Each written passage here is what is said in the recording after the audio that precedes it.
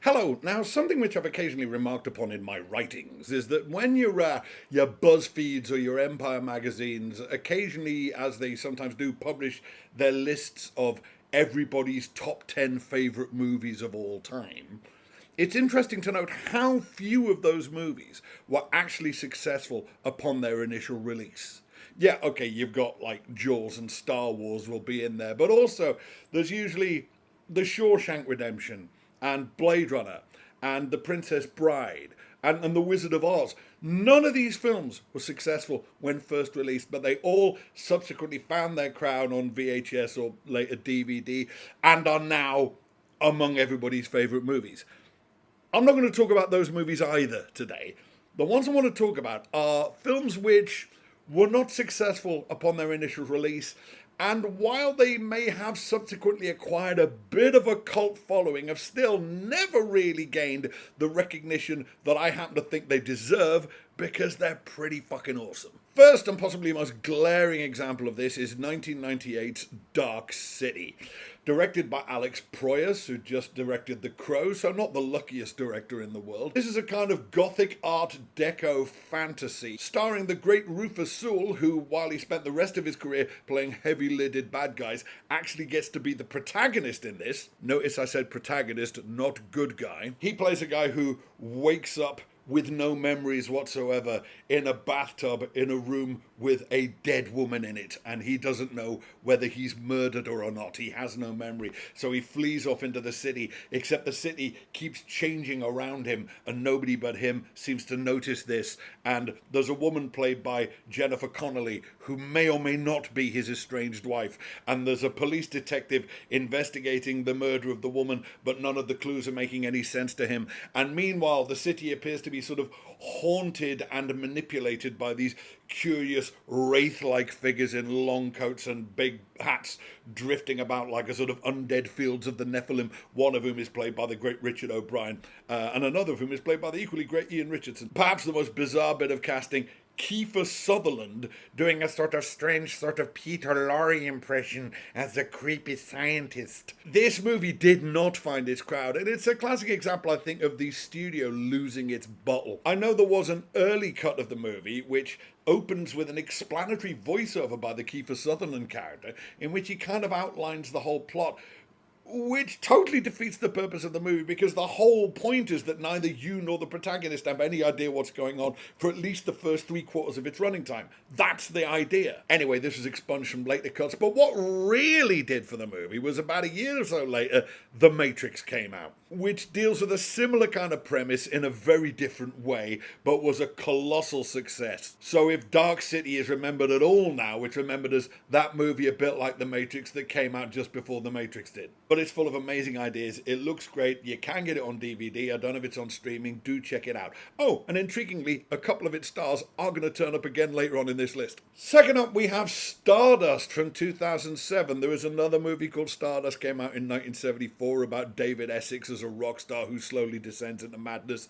This is not that one. This is the one that is a loose adaptation of a Neil Gaiman and Charles Vess fairy tale graphic novel, adapted by Jane Goldman and directed by Matthew Vaughn, i.e. the Kick-Ass and/or Kingsman guys. And as you would expect from a fairy story being filtered through the sensibilities of the Kick-Ass stroke Kingsman guys, it's kind of a knowing parody of and simultaneous affectionate tribute to fairy stories. Michelle Pfeiffer plays the evil old witch. Mark Strong is playing a horrible prince. There's all kinds of wonderful cameos from the likes of Peter O'Toole and Rupert Everett. Robert De Niro, who, let's face it, these days is only in a movie if he thinks he's going to have a good time, has the best time ever in this movie. Intriguingly, the protagonist, played in this case by a very young Charlie Cox, has a couple of scenes where he has a run-in with the town bully, played by an even younger Henry Cavill. So there's the Daredevil versus Superman showdown you never knew you wanted. But the reason Stardust failed upon its release actually refers back to a film I already mentioned. As you will probably have guessed from what I've said about this movie, the most obvious point of comparison would be The Princess Bride, i.e. the OG knowing parody of fairy stories. Now, The Princess Bride famously did dreadfully on its initial release, mainly because they had no idea how to publicise it. There'd never been a film like it. There was nothing to compare it to. And I have it on pretty good authority that when Stardust was being prepared and was about to be released, while the filmmakers filmmakers themselves were very much in favor of, hey, why don't we say, if you like The Princess Bride, you'll love this? Whereupon the studio went, no, we cannot mention The Princess Bride. And when the obvious query of why the hell not came up, they said, because The Princess Bride lost money. Yeah, we know. Because there was nothing to compare it to. There was no way to publicize it. We have something to compare this film to. It's The Princess Bride. No! You must not mention The Princess Bride! We cannot be associated with a film that lost money! It is depressing, isn't it, to think that there are guys in Hollywood getting paid millions of dollars a year to make decisions that are quite that stupid. In at number 3, we have 2006's The Illusionist. Now, this was a victim of a phenomenon that was far more prevalent in the 90s. Movies in the 90s had a habit of coming out in pairs. You had the year of the two lava movies, Volcano and Dante's Peak. You had the year of the two killer asteroid movies, Deep Impact and Armageddon. And then later, in 2006, you had the year of the two 19th century magician movies. Except not everybody even realised that 2006 was the year of the two 19th century magician movies, so completely did one of them overshadow the other. The one that did the overshadowing in this case, of course, being Christopher Nolan's The Prestige, starring Hugh Jackman, Christian Bale, and Michael Caine. Now, I'm a big fan of Christopher Nolan, and I did not like The Prestige at all. I won't go into great detail as to why not. Suffice it to say, if you're going to build an entire movie around two jaw-dropping plot reveals, it really helps if the first one isn't glaringly obvious the minute it's set up, and the second one isn't kind of cheating. Anyway, another reason I did not especially care for The Prestige is I thought it unfairly obliterated The Illusionist, which was an altogether neater, more linear, and to my mind, more satisfying movie about a 19th century stage magician. In this, we have Ed Norton playing a character called Eisenheim, who, as a young boy growing up somewhere in Central Europe, I think it's meant to be Austria, is childhood sweethearts with the daughter of the local wealthy family, and he teaches himself magic tricks to entertain her, but then her parents get wind of the fact that she's falling in love with this peasant, whereupon he has to flee, and he spends the next few years travelling the world, perfecting his conjuring skills before returning in triumph to his home country as the world's most celebrated magician, with half an eye on rekindling his romance with the local rich girl. The good news is she's grown up into Jessica Biel. The bad news is she's now engaged to an evil drunken prince, played by our old pal Rufus Sewell, back in heavy-lidded psychopath mode where he belongs. Nobody saw this film, which is a terrible shame, because it's great. I know Ed Norton is sometimes a slightly off-putting, creepy screen presence, but he actually deploys his slight off-putting creepiness in a very skillful, kind of slightly Derren Brown when he's trying to be weird sort of way. And Rufus Sewell's the bad guy, and the payoff is wonderful. So do check out The Illusionist if you can find it. At number 2, the most obscure entry on the list, Robot Overlords. Should declare that I have a slight interest in this, as the screenplay was written by a friend of mine, Mark Stay. Alright, Mark. This is a very low-budget British sci-fi movie which came out about 10 years ago, about 2013, 2014. It doesn't really kid anybody that the budget is any higher than it is, but what effects it has, it uses very, very well. And the principal human bad guy is Ben Kingsley, and the hero's mum is Gillian Anderson. You would have thought those two names alone would have got it a bit of attention. But as far as I can tell, not only did Robot Overlords not get a theatrical release, I'm not sure it's ever had a DVD release, and the only places I've ever seen it are turning up on the Sci-Fi Channel at about 2 o'clock in the morning, where they normally stick the Asylum knockoffs, which strikes me as grotesquely unfair.